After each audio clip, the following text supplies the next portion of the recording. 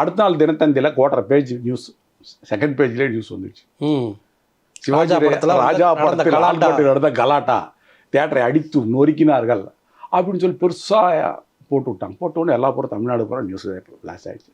ஐயோ இது வேற போட்டாங்களா, இனிமேல் யாரும் இந்த படத்தை போடவே மாட்டாங்க, எதுக்கு நமக்கு எதுக்கு வம்பு அப்படின்னு சொல்லி தேட்டர்காரங்களாம் இது மாதிரி அடிச்சுன்னு வரைக்கிட்டாங்க அப்படின்னு சொல்லி நான் பயந்துட்டு அப்படியே ஓரமாக கூடி உக்காந்துட்ருக்கேன். ஒரு 2 நாள் கழிச்சு நான் வாங்கியிருக்கிறது வந்து சிட்டி என்எஸ்சி. அதுக்கப்புறம் சவுத்தார் கார்டு பார்ட்டி ஒருத்தர் வந்து கேட்குறாரு, நமக்கு தெரிஞ்ச சமீபத்தில் தான் தவறிட்டார், யுனைடெட் பாதுஷா சார்னு சொல்லி. அவர் நமக்கு ரொம்ப நெருங்கிய நண்பர். என்ன சொக்க என்ன இது அப்படி இப்படின்னு கேட்குறாரு.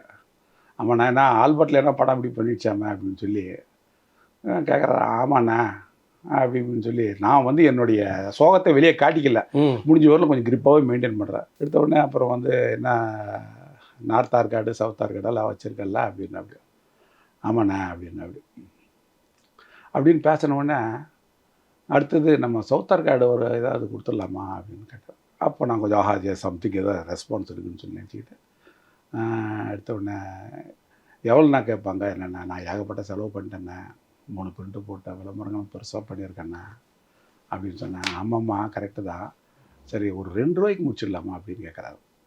இல்லைண்ணா 2 ரூபாய்க்கெல்லாம் அப்படின்னா நான் செலவே பெருசாக பண்ணிட்டேன், ஒரு 4 ரூபா தான் பார்க்கலாம் அப்படின்னு சொல்லி சொன்னேன்.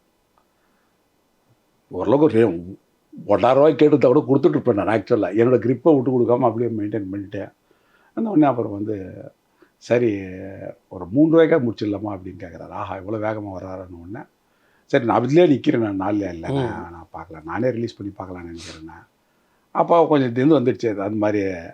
அதுக்கடுத்தோடனே சரி ஒரு 3,000 ரூபாய்க்கு முடிச்சிடலாம் அப்படின்னு சொல்லி சரி 3,000 ரூபாய்க்கு 3.5 லட்ச ரூபா ஒரு பிரிண்ட்டோட சவுத் ஆர்காடு ஆச்சுங்களா. நீங்கள் 1 லட்ச ரூபா இன்வெஸ்ட்மெண்ட்டு வாங்கினது 1 லட்சம் தான். அதில் வாங்கி இதில் ஒன்றுலேயே இது வந்துடுச்சு. ஆல்பர்ட்லேயே பெரிய ஷேர் வந்துடுச்சு. ஆல்பர்ட்லேயே அந்த 1 லட்சத்துக்கு மேலே ஷேர் வந்துடுச்சு ஆச்சுங்களா. அதுக்கடுத்தது வந்து நார்த் ஆர்காடு.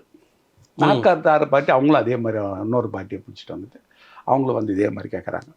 என்ன சவுத் ஆர்காடு என்ன ஏரியா, நார்த் ஆர்காடு. அப்போ நார்த் ஆர்காடு கொஞ்சம் பெருசாக இருக்கும், அது என்னென்னா அது பெரிய ஏரியா இல்லைன்னா அதே ரேட்டு கேட்டேன் அப்படின்னு சொல்லி கேட்குறாங்க. கேட்ட உடனே ஒரு 5 ரூபாய்க்கு முடிச்சு கொடுங்கன்னு சொல்லி கேட்குறான்.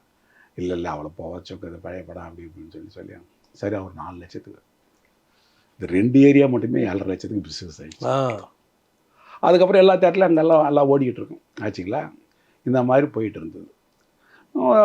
அதாவது என்னுடைய சிவாஜி ரசிகர்களுக்கு திருப்திப்படுத்தின ஒரு இது, அவங்க எம்ஜிஆர் ரசிகர்களுக்கு திருப்திப்படுத்தணும். இந்த மாதிரி படுத்தப்போ எம்ஜிஆர் சிவாஜி மாற்றி மாற்றி பண்ணிக்கிட்டு இருந்தேன்.